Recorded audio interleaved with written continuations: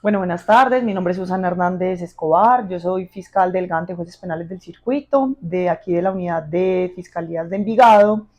Soy abogada, soy egresada de la Universidad de AFIT. Tengo especialización y maestría en Derecho Penal de la misma universidad y llevo 12 años en la Fiscalía General de la Nación, 12 años laborando. Pregunto, desde su experiencia en su rol como fiscal, más o menos en el último año, ¿cuántos casos de feminicidio ha tenido? Yo no tramito feminicidios. En realidad, acá en la Fiscalía, en la seccional Medellín, hay un solo despacho que tramita los feminicidios, tanto de Medellín como del área metropolitana. Yo tuve la oportunidad de ser asistente de fiscal de ese despacho en el año 2018, 2017 y 2018. Fui asistente de ese despacho. Pero en realidad es que no se van a encontrar sino una sola fiscal que tramita todos esos procesos de feminicidio, tanto en Medellín como en el área metropolitana. En la época en la que yo fui asistente, eran bastanticos. Lo que pasa es que podían entrar 2 o 3 casos mensualmente, a veces un poco más. Eso fue, estamos hablando pues de 2017-2018. Lo que pasa es que en la Fiscalía General de la Nación hay una directiva que, si me permiten ahorita la consulto, no me acuerdo del número, pero es una directiva que pues, que indica que todos los homicidios de mujeres deben ser, la primera hipótesis delictiva que debe abordar el fiscal que está tramitando ese delito es la de feminicidio. Es decir, que si llega un caso de una muerte violenta de una mujer, la primera hipótesis que debe desarrollar el fiscal y que debe verificar si en efecto sí o no es la de feminicidio. Entonces, por eso a veces varía mucho la entrada de los casos, porque dependiendo efectivamente, o sea, todas las muertes iniciales entran como feminicidio, esa es la instrucción. Ok. Desde el punto de vista normativo que tienes, ¿cuál es tu perspectiva frente al derecho autónomo del feminicidio? Digamos, ¿fue necesario tipificarlo o crees que con el homicidio agravado por la situación de la discriminación era suficiente o el tipo está bien Esa es una desarrollado? discusión muy interesante que se sigue incluso discutiendo el día de hoy. Yo sí soy partidaria de que se haya tipificado de manera autónoma. ¿Por qué? Porque cuando efectivamente se trata del homicidio de una mujer por cuestiones de género, lo que llamamos pues feminicidio, es decir, por el hecho de ser mujer, la verdad es que sí es importante tener en cuenta esa tipificación autónoma. ¿Por qué? Porque ya sabemos que históricamente la mujer ha sido víctima de discriminación en muchos ámbitos, ¿cierto? Sobre todo en el ámbito del hogar, que es donde más, o en las relaciones sentimentales, que es donde más se produce el feminicidio. Nosotros vamos a encontrar que la mayoría de los casos de feminicidio por el hecho de ser mujer, ¿cierto? Son precisamente perpetrados, bien sea por la pareja sentimental, expareja sentimental o alguien que definitivamente está muy vinculado con la mujer, ¿cierto?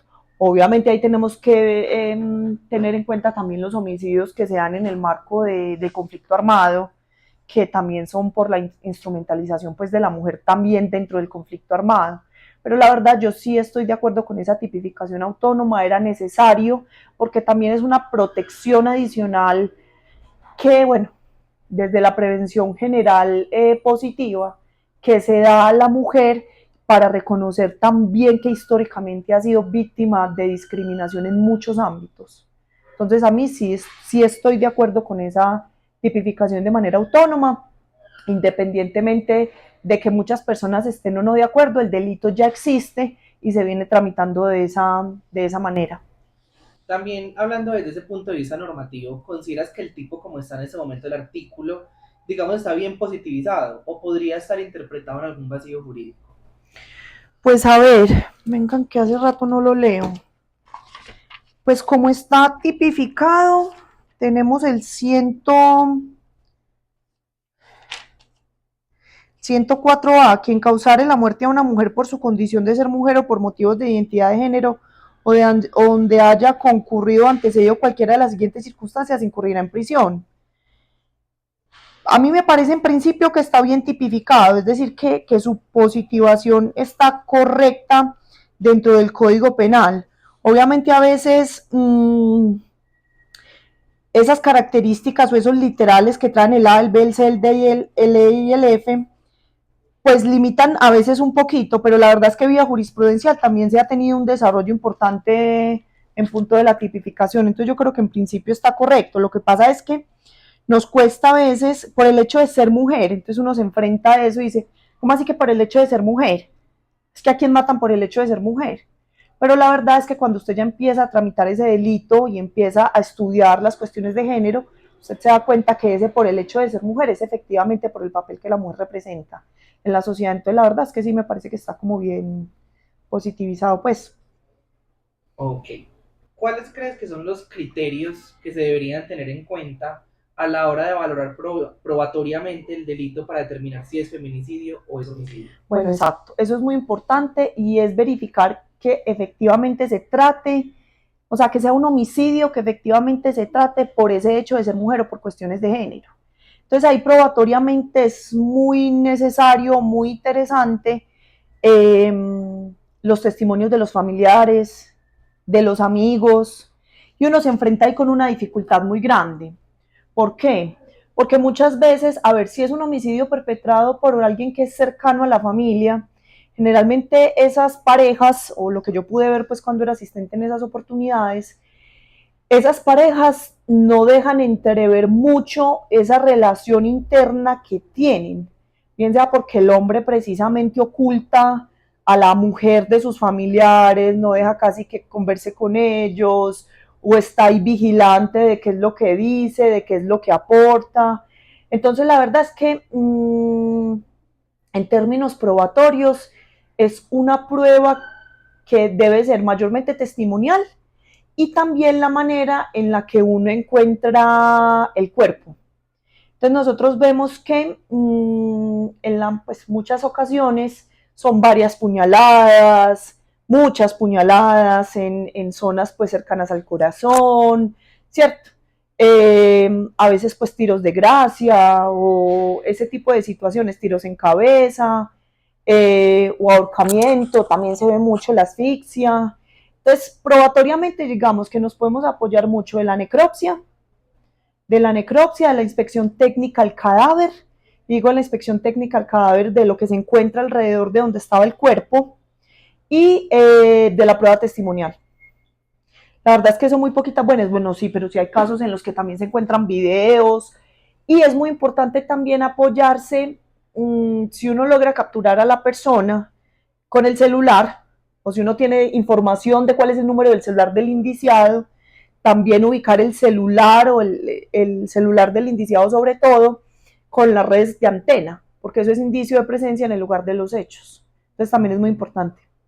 ¿Cómo crees que debe darse la investigación en cuanto al sujeto pasivo de la conducta, cuando el sujeto pasivo de la conducta es mujer? Es decir, la investigación debe empezar como feminicidio y si en el transcurso de ella se dictamina que es homicidio, hacer el cambio de calificación o al contrario. Como les dije, nosotros en la Fiscalía General de la Nación tenemos una directiva que yo incluso ya les voy a decir cuál es, eso les puede servir incluso muchísimo a ustedes para su trabajo.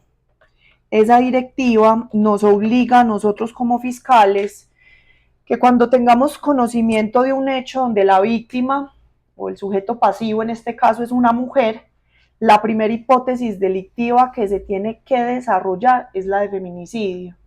Ya si posteriormente en el tránsito de la investigación nos damos cuenta que efectivamente no es un feminicidio, no fue por una cuestión de género o por el hecho de ser mujer o en el marco de la violencia intrafamiliar o en el marco pues de otras situaciones, es posible descartar o hacer un ajuste de legalidad si incluso ya se habría llegado pues a la imputación de cargos.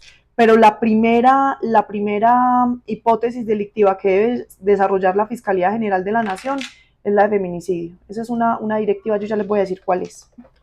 Esa es la directiva número 0004 de abril, del 2023. Es precisamente la que priorizó el delito de feminicidio y la que, como les digo, nos indica que la primera hipótesis delictiva debe ser la del feminicidio. Es de fecha, es de 2023, bueno, no recuerdo exactamente el mes, pero esa es entonces la directiva que nos obliga a nosotros a, a tratar esos hechos en primer lugar como una hipótesis de feminicidio. Listo. ¿crees que el delito de feminicidio debería cobijar dentro de su protección a las mujeres transgénero y transexuales? Sí, yo estoy muy de acuerdo con esa situación porque de todas formas, si es un delito de género, nosotros sabemos que el sexo es una categoría biológica, ¿cierto? A nosotros biológicamente nos asignan al nacer mujer u hombre, ¿cierto? Y en los casos pues de ser intersexual, que es lo que antes llamamos pues hermafrodita, y es que tiene presencia de órganos masculinos y femeninos.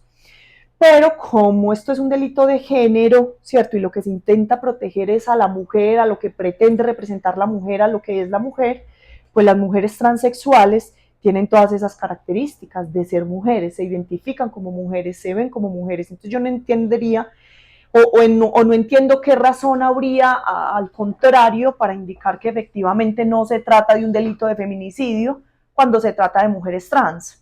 De hecho, con la fiscal que yo trabajé, con la doctora Diana Ángel, que es muy tesa, ella es de las personas que conozco que más saben de feminicidio, me atrevería a decir acá en el país, lo ha estudiado mucho, ella incluso trata con hipótesis delictivas esos feminicidios de mujeres trans. Entonces, la verdad, yo no veo ningún inconveniente, pues porque son personas que se identifican como mujeres. Ok, y con esa hipótesis, ¿cuáles son los criterios para determinar el feminicidio de una mujer trans? O sea, los aspectos sociales o cuáles son esos criterios que, por ejemplo, utiliza la fiscalía para decir, sí, esto fue un feminicidio con respecto a una mujer trans. Bueno, lo que pasa es que la fiscalía también tiene una línea de protección de la población LGTBIQ+, ¿cierto? Entonces esos de alguna u otra forma también son homicidios, en el caso pues del delito del homicidio, que están priorizados y también tienen su propia directiva. La verdad yo desconozco en este punto si es una directiva general de la Fiscalía tramitar los homicidios de mujeres trans vía feminicidio. Yo creo que eso ya sería una pelea jurídica que debería darse pues en cada caso concreto. ¿Qué criterios? No sé, verificar que efectivamente la persona dentro de su ámbito social, familiar, personal, ¿cierto? Se reconozca como mujer, se comporte como históricamente creemos que se comportan las mujeres, ¿cierto? Porque eso también es una construcción muy social de cómo creemos que se comportan las mujeres. Pero yo creo que esos serían los aspectos a revisar, porque obviamente no podemos entrar a decir, cualquiera que hoy se vista como mujer y la maten en esas circunstancias, pues entonces digamos que es un feminicidio. ¿Por qué? Porque es que el feminicidio es un delito que tiene una pena mucho más alta que el homicidio y que además tiene unas consecuencias procesales también muy diferentes en punto del preacuerdo, en punto de la rebaja de pena, en punto de los beneficios que se obtienen. Entonces yo creo que ahí sí hay que hilar un poquito más, digamos que hay que hacer una construcción jurídica un poquito más sólida, pero en principio yo no vería pues ningún problema en que se realice de esa manera. Okay. ¿Por qué crees que algunos fiscales, jueces e incluso magistrados no las reconocen como sujeto pasivo de la conducta de feminicidio? Pues es que esa es una cuestión histórica como de discriminación. Yo creo que esta población ha sido históricamente discriminada porque no creemos, o primero, porque no entendemos qué es el género y el sexo. Entonces, para algunos, desde su concepción religiosa, desde su concepción de vida, no sé, desde sus valores, entenderán que mujer es mujer, ¿cierto? Y hombre es hombre. Y eso no puede ser diferente. Pero el género, que sí es una construcción social, que es lo que nos cuesta un poquito más entender, yo creo que es precisamente hace parte de ese patrón histórico de discriminación de esta población. Hay hombres que por sus creencias o mujeres que por sus creencias les cuesta aceptar que hay personas que se identifican de otra manera, que nacieron en un cuerpo que no quieren, en un cuerpo que no es con el que se identifican. Entonces, la verdad es que yo creo que eso hace parte precisamente de esos patrones de discriminación que hemos tenido pues como históricamente con esa población, y por eso hay muchos jueces pues que les cuesta reconocer en esos ámbitos que de pronto el homicidio de una mujer trans es un feminicidio. ¿Por qué? Porque siguen viendo a esa persona como un hombre y no como una mujer. Entonces en el proceso lo llaman con el nombre de hombre. Entonces, por ejemplo, dice, llama Jefferson Alexis, lo llaman Jefferson Alexis, sí, es cierto, y no lo llaman, digamos, con su nombre identitario. Les cuesta entender que son, pero eso no solo es de jueces, sino también de la policía. Entonces, como lo vimos hace poquito con el homicidio de esta chica de Bello, Sara De Sara Miguel. Michelena. exacto, en muchas partes usted escuchaba, sí, es que el homicidio de ese marica, sí, es que no sé qué, sí, entonces cierto, eso es parte como de eso que se nos ha metido, esos valores, sobre todo con fundamento un poquito en la religión católica y cristiana, o sea, en las religiones de corte cristiano, que nos han dicho que la mujer es la mujer y el hombre es el hombre y que eso no puede ser de ninguna otra manera. Ok. ¿Consideras que esta protección cobija a las personas no binarias? Pero es que ahí sí no tendría razón de ser, considero yo y lo digo con todo respeto y también desde la profunda ignorancia, porque pues, pero una persona que no se identifica ni como mujer ni como hombre, pues, ¿qué entiendo yo lo que son binarios o que transitoriamente a veces se identifican como mujer o como hombre? Pues no tendría tanto sentido la protección, porque si usted transita entre géneros o usted no se identifica definitivamente con ningún género, eso puede ser que usted hoy, por ejemplo, se identifica, entonces si por ejemplo, el día que usted cometen el homicidio, las circunstancias del hecho, usted ese día se identificó como hombre, ¿cierto? Usted ese día estaba transitando en el género de hombre, o sea, me parecería muy complejo, porque eso desdibujaría un poquito lo que pretende la protección del feminicidio, y es el valor total y el respeto de la mujer y de lo que la mujer representa dentro de la sociedad, como un ser igualitario, de iguales derechos, de iguales deberes, o sea, la misma posición social, amorosa, económica y todo que está el hombre. Entonces ahí sí vería como bastantes dificultades. Listo, Listo, eso eso sería sería. todo. Y Muchísimas antes gracias. decir pues que esta posición no compromete pues la Fiscalía General de la Nación, que es una posición pues muy personal mía, como abogada, como también funcionaria, de lo poquito que he podido ver, pues sí es importante decir que esto no compromete pues la posición de la Fiscalía General de la Nación, por eso les voy a dar como también copia de la directiva para que tengan más conocimiento como de ese asunto. Ok, muchísimas Listo. gracias. Muchísimas